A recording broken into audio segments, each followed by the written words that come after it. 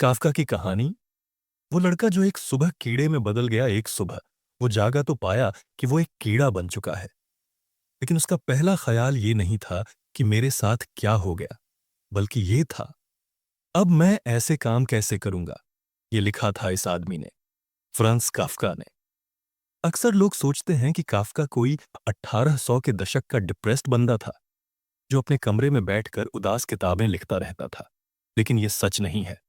असल में कफका तो जेन जी था, वो भी तब जब जेन जी नाम की चीज थी ही नहीं, क्योंकि इस आदमी ने मॉडर्न एक्सिस्टेंशियलिज्म का बीज बोया था। बस 10 मिनट दीजिए, मैं आपको काफका की पूरी कहानी सुनाता हूं, हमारे असली सैड बॉय काफका की। बचपन शुरुआत से शुरू करते हैं।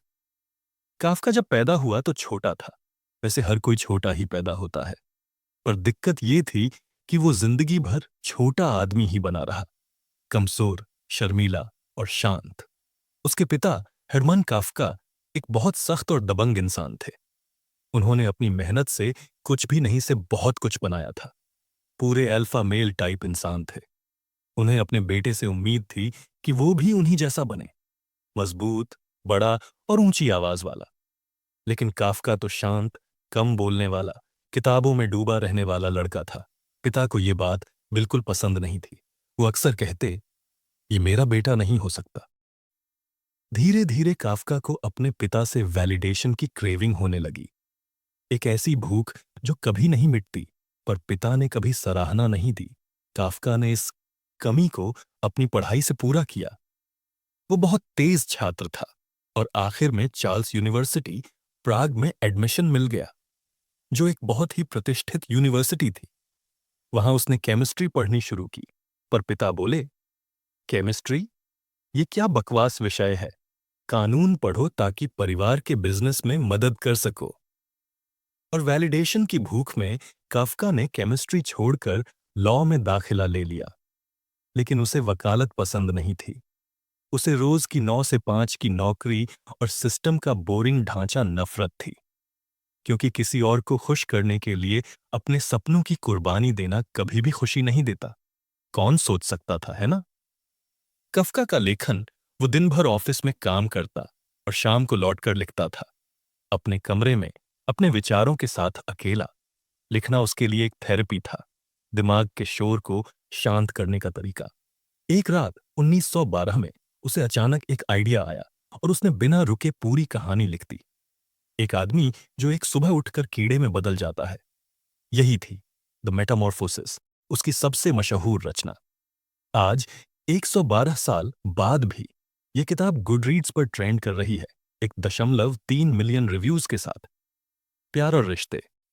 कफका ने प्यार भी किया, कम से कम कोशिश तो की, पर अपने डैडी इश्यूज की वजह से वो कभी भी किसी रिश्ते को निभा नहीं पाया।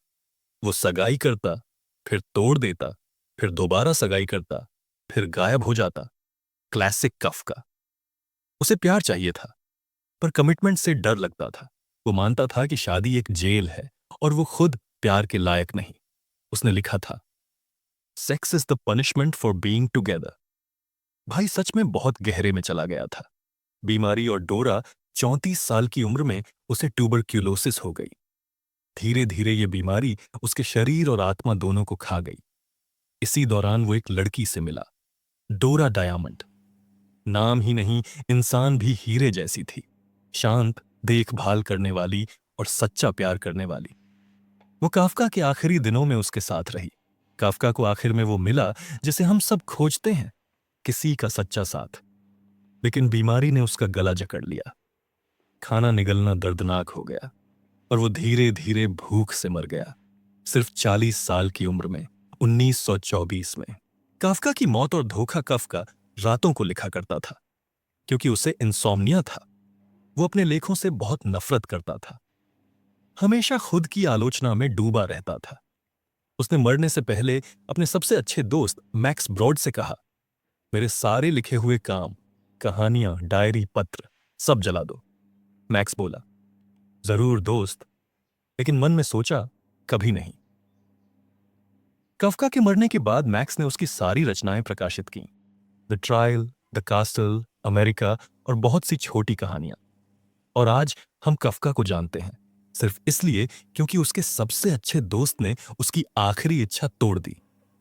द मेटामॉर्फोसिस, कहानी की झलक। कहानी का नायक ग्रेगर समसा एक सुबह उठता है और पाता है कि वो कीड़े में बदल गया है।